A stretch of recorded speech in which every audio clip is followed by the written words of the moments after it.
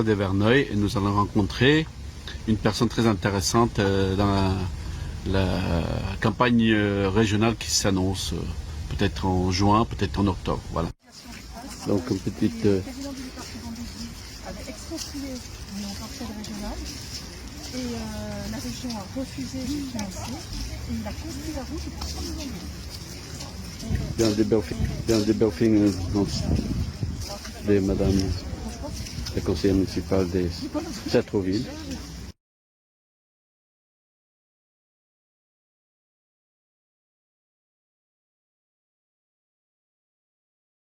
Comptez faire dans les prochaines semaines pour, par rapport à ce dossier-là? Pourquoi vous vous intéressez particulièrement à ce dossier-là? Parce que ce type de projet est tout à fait emblématique de ce contre quoi nous nous engageons avec de France en commun. C'est-à-dire qu'on est là sur un projet qui date de la fin du XXe siècle, alors qui date dans les deux sens, parce ça fait plus de 20 ans que la contestation a commencé, et puis c'est un projet d'un autre temps, c'est un projet qui ne correspond plus du tout, ni aux usages et à nos nouveaux modes de vie, ni à la responsabilité que nous avons tous en tant qu'élus, en tant que personnes décisionnaires face à l'urgence climatique. C'est un projet d'un autre temps, du temps où la route ou la voiture individuelle était reine, où on ne se préoccupait pas ni de la biodiversité, ni de l'atténuation des effets de réchauffement climatique, ni de notre responsabilité à l'égard des générations, des jeunes générations actuelles et des générations futures.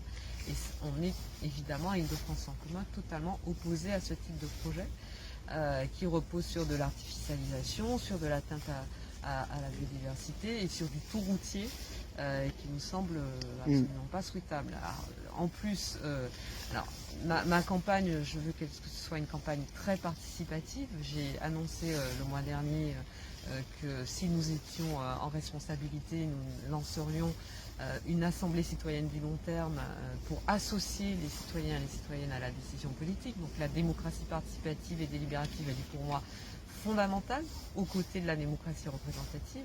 Et là, on est typiquement dans un cas où la démocratie participative n'est pas respectée. Une consultation qui a été lancée. Alors certes, j'ai bien compris que globalement, on considérait que la participation à cette consultation était insuffisante, mais enfin, dans les lieux les plus concernés, les villages et les communautés les plus concernées par le projet, la participation a été forte et le rejet est quasiment unanime. J'ai 97 à 98% de rejet du projet. C'est unanime et je suis frappée de voir à quel point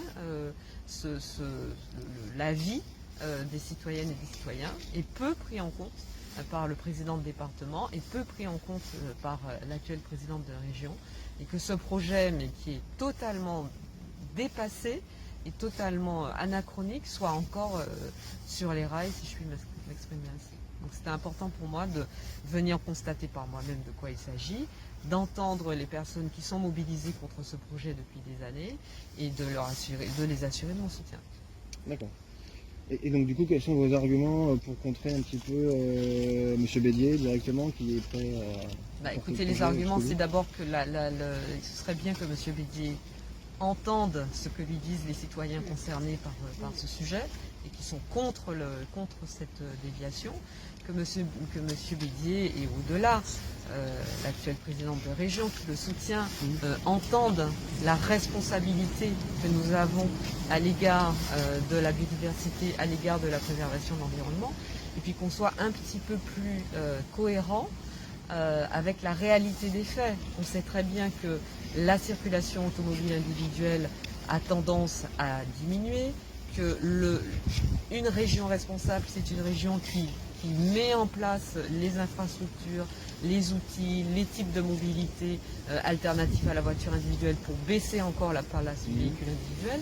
Et donc se baser sur le fait que la circulation automobile augmenterait pour justifier ce projet, c'est un raisonnement qui est totalement faussé, qui est non seulement contredit par les prévisions, mais qui est contredit par l'actualité, par aujourd'hui. Il est évident qu'aujourd'hui, les mobilités quotidiennes domicile-travail sont en train de s'orienter vers du covoiturage, de l'autopartage, de la multimodalité, du transport en commun. C'est pour ça qu'il faut plutôt améliorer, à mon sens, les transports collectifs, les transports en commun, plutôt que de continuer à parier sur l'expansion de la voiture individuelle. Bah, surtout qu'en parallèle, il y a le RER E qui arrive ici. Absolument, d'ici et là, ça reste- qui va encore être une proposition, une offre de mobilité différente. Au-delà même des différents modes de mobilité qui se développent en dehors de la voiture individuelle, vous avez toute une réflexion qui est menée, et la crise sanitaire que nous vivons nous oblige à accélérer notre réflexion sur le sujet, sur les temps de travail, le temps de travail, sur les temps de trajet domicile-travail, sur le fait de faire plus de télétravail pour les tâches télétravaillables, et que donc il y ait moins de monde qui soit obligé de se déplacer systématiquement aux mêmes heures de pointe de début et de fin de journée, l'étalement de l'arrivée par exemple au bureau ou à l'usine quand c'est possible. Tout ça, c'est une réflexion globale qu'il faut y avoir sur la mobilité, les modes de vie, les nouveaux modes de vie, et la place du travail dans nos vies et la façon dont ils s'organisent. Ça, c'est de l'avenir. Se dire on va faire en sorte qu'il y ait des infrastructures pour toujours plus de voitures, c'est du passé. Une question, s'il vous plaît. Actuellement, l'état du projet est très avancé, et notamment, on constate qu'il y a déjà des préemptions, futurement, bientôt il y aura des expropriations, et notamment, il y a dans les budgets, dans les propositions qui est faite, l'intervention de la région, notamment pour payer cette route. Si vous arrivez au pouvoir dans la région, quelle va être votre action par rapport à ce financement de la route? La première action, ça va être de consulter la population et de s'appuyer de nouveau sur le point de vue de la population, des élus locaux, très locaux, c'est ceux qui sont vraiment au contact direct de la population au quotidien et qui voient exactement de quoi elle a besoin. Mais la population a été déjà consultée, trois communes. Justement, elles l'ont rejeté. Elles l'ont rejeté avec force. Donc il faut tenir compte du point de vue de la population qui s'est fortement exprimée contre.